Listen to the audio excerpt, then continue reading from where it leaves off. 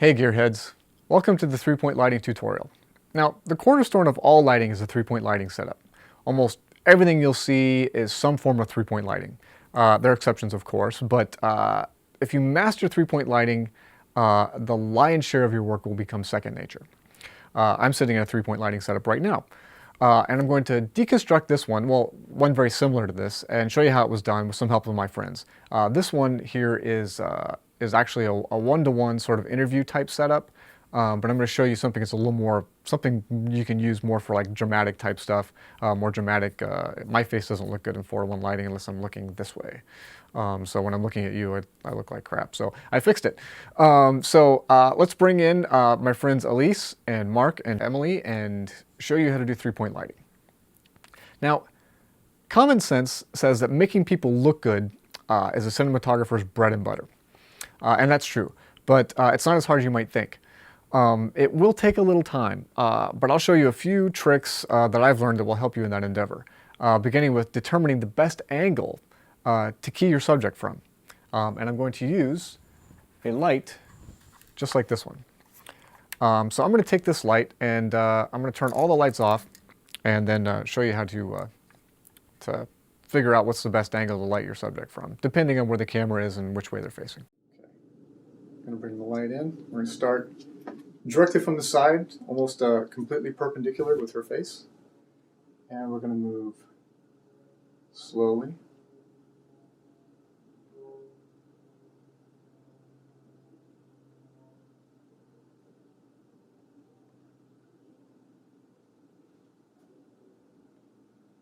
This can also kind of help you a little bit with adjusting, figuring out which angles look good on her. While you're back here, you can actually figure out what looks good on her hair, you know, how best to set up the hair lights and the lights on whatever outfit she's wearing, or he or she are wearing. In this case, it's a she.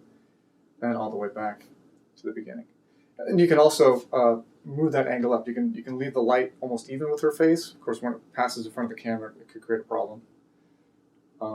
So you can kind of A-B that, and then you can go back and look at it. Or you can have somebody shooting still photographs. And you can bring the light up at an angle, which is probably closer to where you'll actually set the light.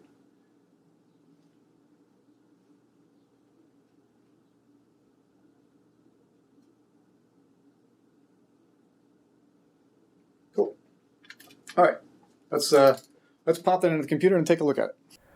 Okay, so here we are on the computer.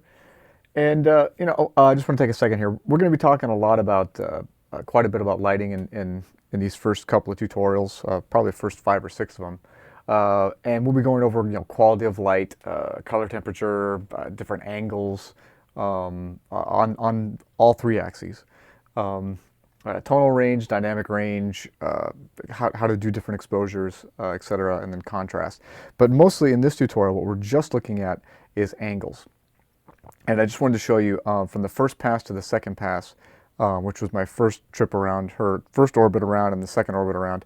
The first one here was a little bit higher, and you can see it actually hits her hair, and you actually see a little outline of her head. But when I brought it down closer to the front, it actually looks like a bad flash shot. It looks like a bad flash photography. It looks like, sometimes when you're out in the middle of nowhere and you take a flash photograph of yourself or someone that you don't really, it's not strong enough to actually reach, these objects back here, and so you get something that looks like this, and it's very flat.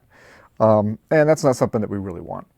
But I did want to show you the difference in height just between, it's almost the same angle in terms of on the axis of being directly on her nose. You see they got that nice little shadow here underneath, versus here where you've got this really harsh shadow down here. We can't see anything, but this is more dramatic. This is closer to what we call top lighting. You see it a lot in television. Anytime you're going to have lights that are directly above and someone's going to walk, like say, out of the darkness and stuff, but walk out of the darkness and into the light and have a little bit of light casting down on their face. Obviously, you would fill it. You'd probably want to get some light in here, a little sparkle in her eye, so her eye doesn't disappear. But this is much more interesting looking than this. It doesn't make her look more beautiful, neither one do, but it is far more interesting. So we're actually going to go through these. I'm just going to pop through them really quick so you can see how if we were to even bounce between these two right here, that they almost looks like 2 different people in the shot, but it's really just the angle of the light. And then this right here is almost perfect Rembrandt lighting. Those of you who know what Rembrandt lighting is, you know that you want like a little bit of a spot on one cheek, and then this line of shadow coming right down into the sort of crease of where the mouth would be. And to show you what that looks like, here's an actual self-portrait by Rembrandt, and you can see what I'm talking about. So these are almost mirrors of each other, where you've got the light coming down one half of the face and sneaking over and just catching one part of the cheek and part of the eye, and the rest of this is in shadow, and you've got the nose shadow coming right down a little bit across the cheek, but then right down into that crease, you know. And we'll take a look at that later when we look at the final shot. But so that's at the higher angle in which we actually catch the hair and get a little bit of separation. On the second pass, this is right here, which is a little bit better. It's actually, if we were to tab back and forth between this one and this one, you can see that this opens up her face quite a bit more from a more direct or frontal angle than the high angle, which looks a little dark and a little mysterious. So you can see just by moving the angle down further, plus on this one I actually get a little bit better highlight in her eye than I do here, which is just a slight bit. But it depends on the kind of contrast that you're trying to create. And obviously this is like almost like a 20-to-1, or I mean, it's really, really contrasty. We have no fill light, no nothing, no ambient light at all. But let's just bounce around and see the difference between, you know, what I'm doing is, you can see I've got these markers in here, you know, 0, 1, 2, 3, 4, 5, 6, 7, 8, 9, which are different points around the sort of 180 from this side to this side. So when I'm popping around, I'm starting on 0 and just going 1, 2, 3, 4, 5, 6, 7, 8, 9, you know, which is from one side to the other. So if we were to bounce from 0 to 9, you'd see totally side lit from, you know, perpendicular, moving around. You can see that these are interesting here, but not as interesting as, say, the Rembrandt or the side key.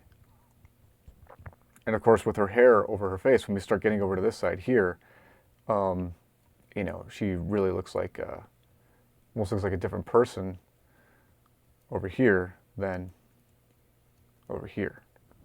So let's move over to the second pass, which was lower. If you recall, it was actually, it was probably about at this height here instead of way up out of camera. So let's bounce around. Let's start at 0. 1, 2. You can see that if you go from 2 to 8, almost two different people. Almost looks like we're it's like a trick of the light. It's almost like there's two different girls sitting there, but it's really just one. And this is sort of Rembrandt from the other side. It's not perfect. We'll talk a little bit about how this is keyed camera side. So if we're bouncing between this and I believe 7, was this 4? No, this is 3 and 7. This is Rembrandt from the far side, or keying from the side opposite of camera versus keying from camera side. And you can see, let's just bounce back and forth, that one of these is a little more flattering than the other. Now, again, it's personal preference, but classically, this will produce better results than this, even though they are technically the same angle.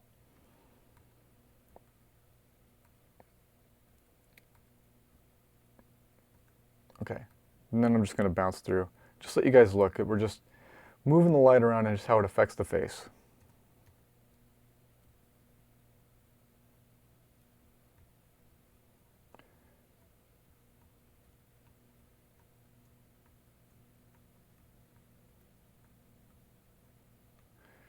And what I'm doing there is, all I'm doing is bouncing from the extremes. So if I'm starting over here, and I'm bouncing from there to this side, back and forth.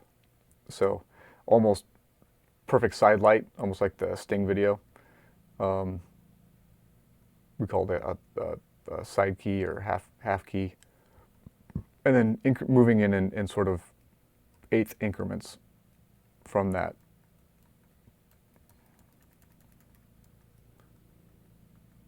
To dead on.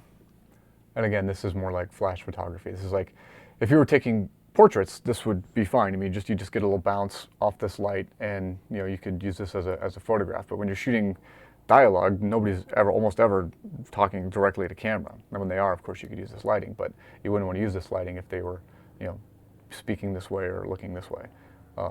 It's a little too flat. And let's do the same thing over here. So we're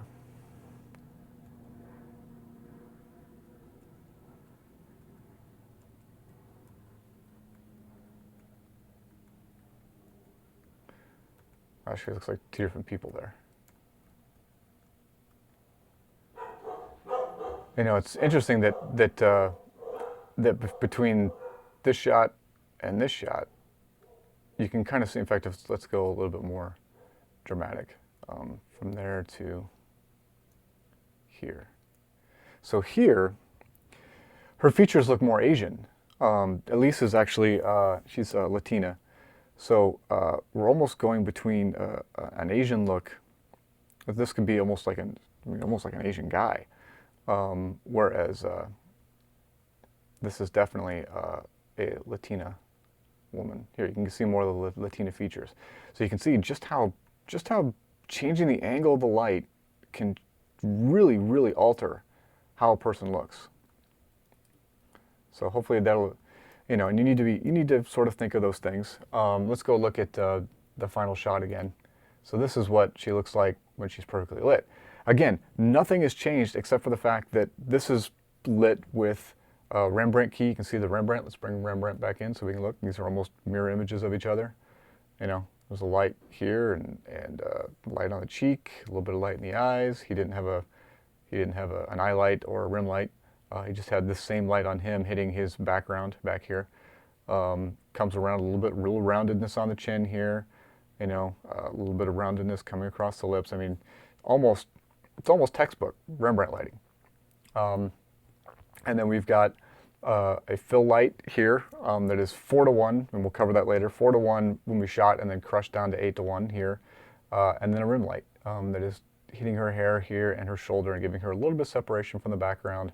And then we've got a light back here that is hitting these objects here to give her a little bit of separation here as well. So but all of this entire lighting setup began with this right here. And with going through and finding this little Rembrandt sort of thing here and Rembrandt here. And then ends up here. Okay, so in the next tutorial, we're actually going to cover the full 3-point lighting setup. So we will take this information that we garnered from this and go ahead and create the shot that I showed you at the beginning.